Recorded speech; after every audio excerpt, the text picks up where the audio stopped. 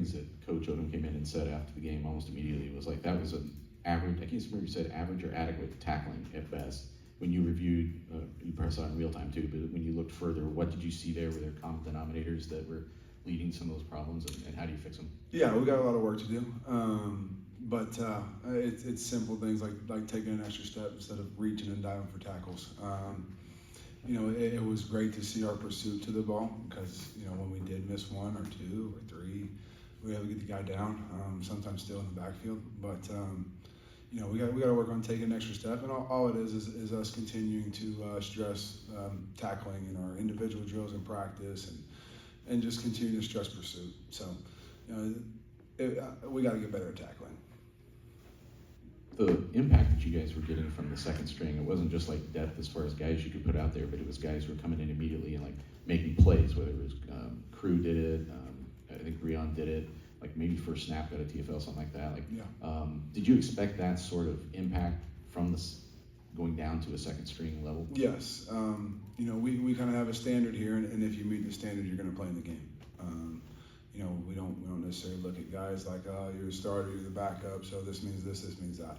And it's, if you can play football the right way, the way we like it, the way we want you to play, and you're a disciplined football player, you're going to get out there and play. And if so, you take advantage of your opportunities, you're going to make plays. And there was a lot of guys that did that. I mean, even Alex Sanford and Sanders Ellis did that as well. So, you just get to see what those guys can do in games, and you can expand their role more. We talked all preseason camp about obviously the quarterback competition that was going on, and only looking at it in terms of the offense. Any specific ways that you see it having been beneficial for the defense to have had a deep quarterback room and kind of spreading those reps around? I mean, as it helps for everybody. You get to see different styles of quarterback, different guys with different skill sets. Some that can run really well, and some that can run and throw really well. And as you try and be a play caller in my shoes, it's okay. How are we going to call things against a running quarterback? How are you going to call things against a guy who's you got to get to in the pocket? Or you get different scenarios from different quarterbacks, and so the team gets it. We get it as coaches. We get to evaluate it, so it helps a lot. Mike, you talked about some of the tackles you didn't make, but you seem to have some pretty sure-handed tacklers at the safety positions. How valuable is that as a defense, knowing that's your last line of defense, that those guys are going to get the job done? Yeah, it's extremely valuable to know. We trust in those guys a lot to not only be the last line of defense, but also come down the box and fit in the box. So when we ask you to do that, you better have that skill set. So I think our safeties are willing tacklers. I think that's the biggest part about it. You have to be willing and want to go hit somebody. And they want to, and they enjoy it, and I enjoy watching it. So. Was it good for you to see a mobile, athletic quarterback like that in your first game? Yeah, I mean, we're going to see all different kinds of quarterbacks. We got another mobile one coming up. Any sort of challenge is good for us right now.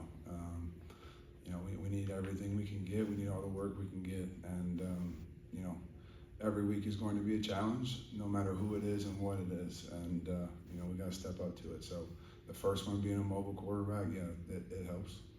When you have guys who, coming off of a shutout, aren't happy with their performance, that's what you dream of as coaches, right? That they're going to evaluate every little detail and find out where to get better game to game.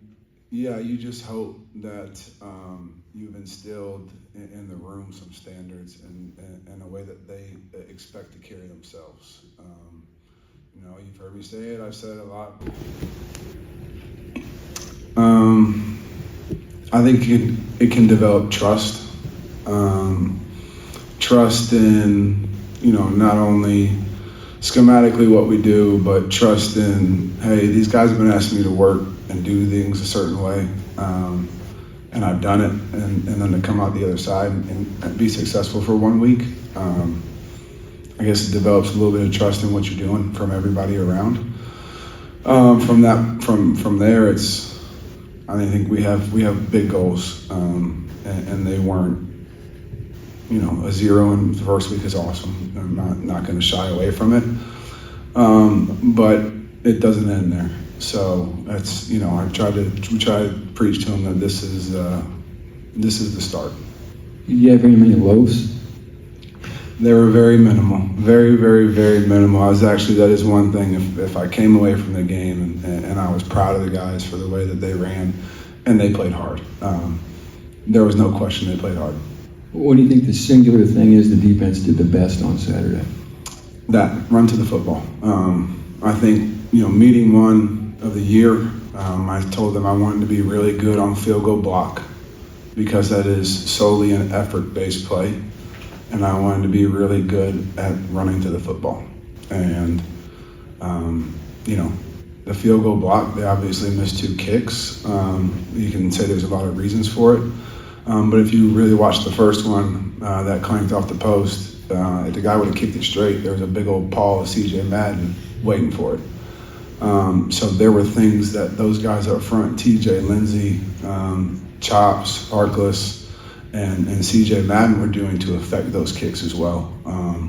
So, like I said, that is an effort play. I really wanted to be good. I want to be extremely good at field goal block, and we're off to a decent start. The secondary seems like it's a cut above. One guy we never really talked much about is Taj Rael, and he seems to be a real active guy back there. Can you sort of talk about him, what he did Saturday, and just what he brings to the table? Yeah, he's a football player. Got a knack for the football, and he knows ball. He loves football. He sits in here all day watching film. When you have a guy at the field safety, there's a lot of space on the field that guy has to cover. When he's a football guy and loves football as much as Taj, that's why you see him popping up as much as you do. And it looks like he's shot out of a cannon half the time. But it's because of how much he works and studies the game of football, and he just loves it. I'm just curious about the way you view things when a sack gets missed. Do you view that as a negative play, or do you view that as a positive play since you blew up what they wanted to do? Well, it depends where the ball ended up. There was one we ran past this weekend, and they got a first down, so that is not a positive play.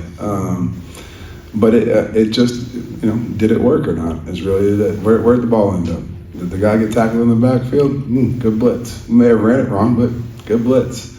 A guy got out. We may have had 2 guys free at the quarterback, but if he got out, bad blitz. So that's how. Any more questions for Coach?